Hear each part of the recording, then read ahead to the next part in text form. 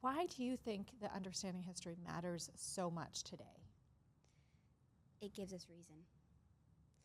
It gives us a legacy to continue, and it inspires us.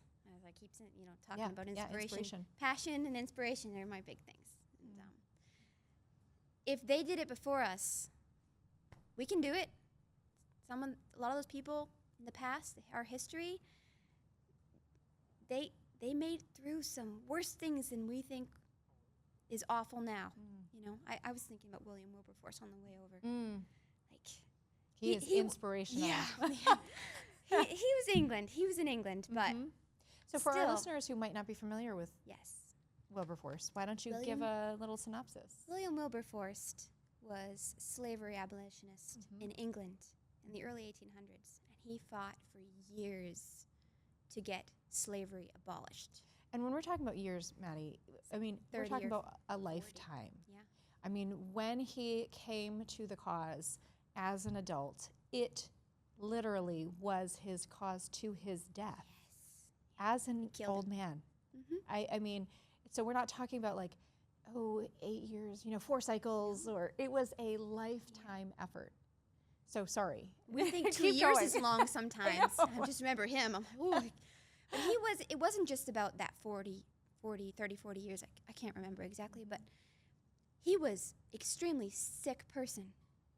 He was very sick, and he still fought through all that to go and to speak up against slavery, and it looked like there was no progress. But he knew in his heart that's what God wanted him to do. He knew it, absolutely, and he just kept going, and it was slowly killing him, kept going back, speaking against slavery, telling them, showing them the things that would happen to these slaves. Nobody cared. Nobody cared. So, beating an old drum with our own abolition of abortion. It's awful. So I think of him with the abolition of slave trade in relation to our pursuit of the abolition of abortion. It is remarkable to see the lifetime effort that he did. And like you said, 2 years seems like a long time. Yeah. Okay, I've served under the Democrat majority for 3 terms. 6 years feels like a very long time. But when you look at it with that perspective of seeing the effort of someone like Wilberforce, where it was a life effort, and it was his calling. It was his calling. It puts a new perspective on engagement and involvement in politics and government, and it inspires me certainly because we have these 2-year election cycles where it feels like you're living and dying on this short timeline. And I hear candidates say, I've heard many candidates say this cycle and last and the one before that, this is the most important election of our lifetime. If we don't win now, we're never going to win. If we don't win now, Maine is lost. And I don't agree with that at all. First of all, I have to say, the signs, the numbers that I see, the direction that Maine is headed, I see Maine turning around in the future. And I see a long-term conservative Maine, and that's certainly what Lead Maine is working towards. But it is, maybe it should be discouraging, but it's actually encouraging to me to see an example like Wilberforce, where it was not quick, and he did not see progress for many, many years, but he knew it was his calling, and he continued to serve and grow over time a coalition of people who fought alongside him.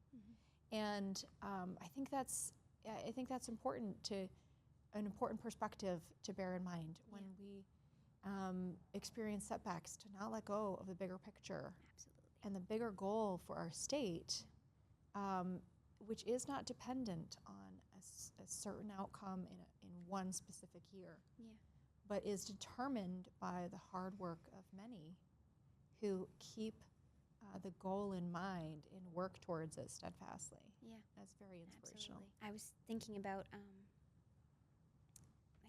you could say about Wilberforce that he didn't have much of a life. You could say, true. That's true. When you talk about his life, it's like one thing. He did one thing for his whole life. And I mean, of course, there's more to him than that. But if you looked at him, his resume or something. Yes. You say, okay, he helped abolish the slave trade. Took him forever. He did it.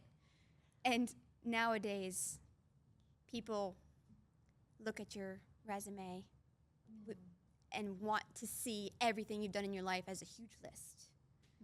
They want to see all your accomplishments.